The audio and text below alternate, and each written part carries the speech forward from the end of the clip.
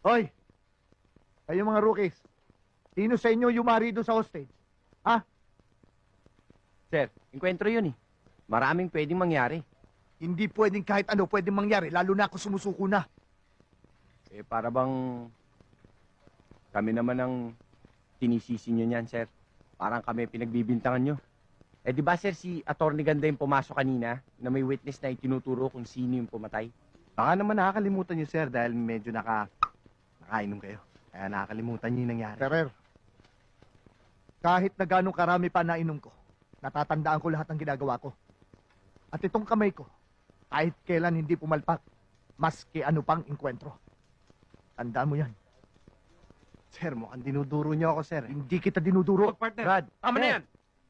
Magkakasama tayo. Konting lamig. Sorry, sir. Mauna na ako.